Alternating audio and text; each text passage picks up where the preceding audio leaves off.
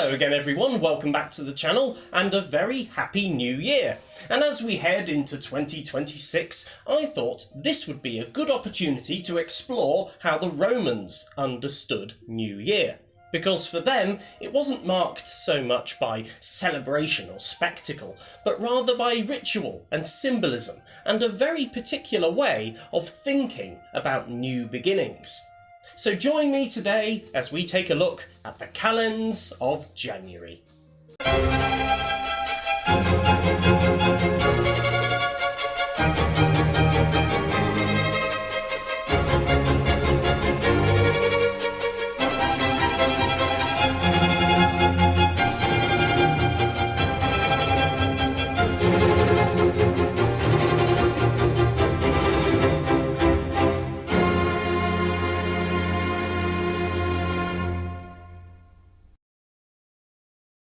In the Roman world, the new year fell on the Kalends of January, and the Kalends were always the first day of every month, and the word comes from kalare, meaning to proclaim.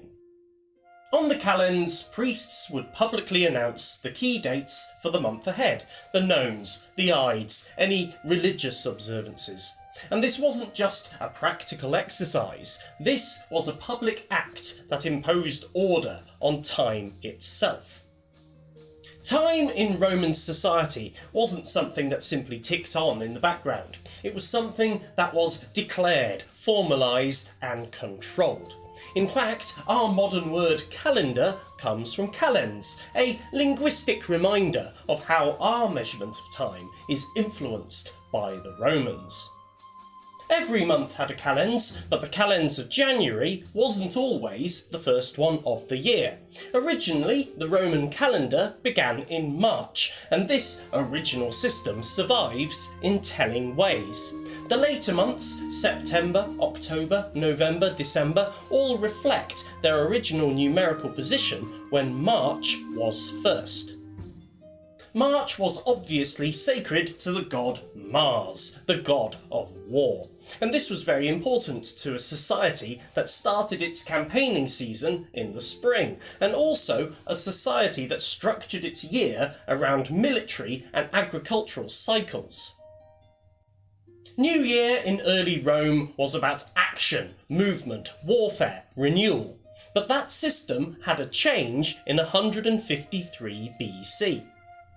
According to the historian Livy, a rebellion in Hispania required an immediate military response.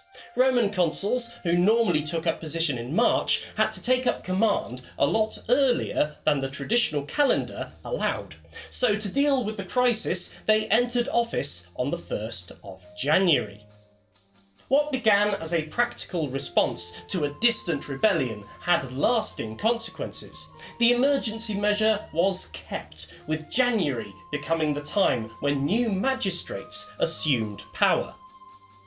From that moment on, the Kalends of January marked the beginning of the civic and administrative year, and over time the political reality reshaped Roman thoughts of New Year itself.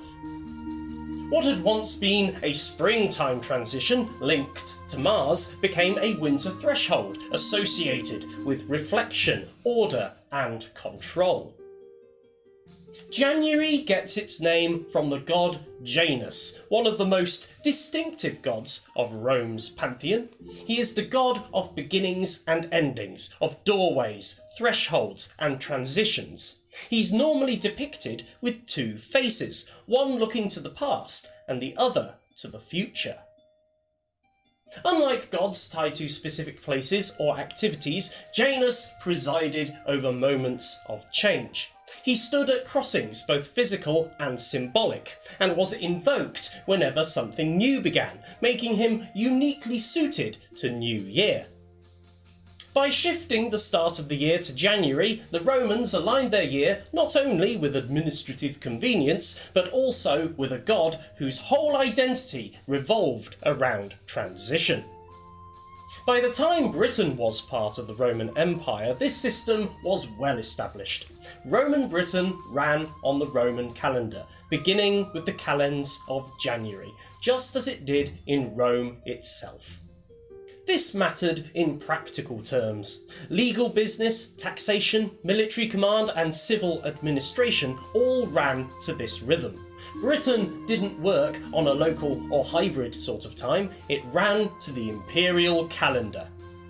The Kalends of January, therefore, was a time when Roman authority wasn't just renewed symbolically, but also functionally. The day itself was first and foremost a religious occasion.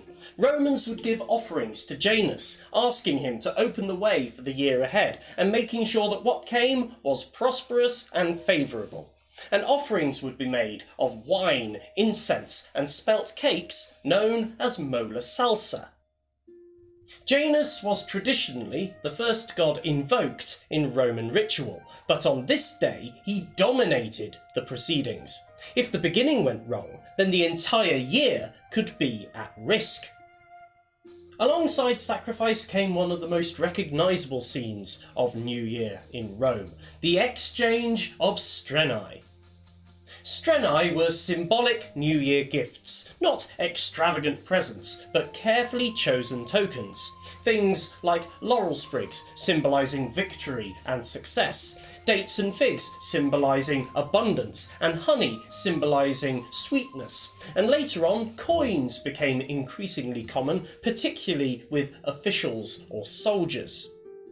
Strenae were named after Strenua, the goddess of the new year, and they began as lucky twigs taken from her sacred grove to bring strength and good fortune for the year ahead. These gifts were exchanged between friends, family, and social superiors. They reinforced bonds, obligations, and goodwill at the start of the year. Underlying all of this was a simple message: first days mattered. The Kalends of January was meant to be calm, orderly, and good-humoured. Any anger or arguments were seen to be setting a dangerous precedent. Even enemies or political rivals may exchange greetings, as the beginning of the year was believed to influence how the rest of the year turned out. In Roman Britain, the Kalends of January meant a renewal of official life. In forts, towns, administrative centres, it meant new postings, renewed duties, and a continuation of imperial authority. It's also worth noting that the calendar January in the Imperial period included vows of loyalty to the emperor by senators, soldiers, and provincials. And for soldiers, New Year was a time of reflection. 1 year of service survived, a new year of service just beginning.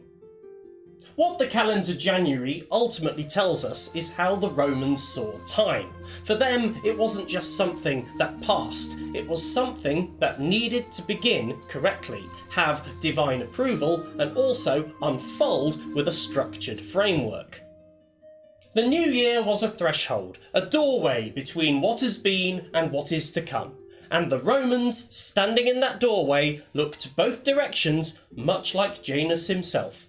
Different customs, different beliefs, but the same human hope for a good beginning. But thank you very much for watching. Please remember to like, comment and subscribe. It helps immensely, and I'll see you on the next one. Ciao for now.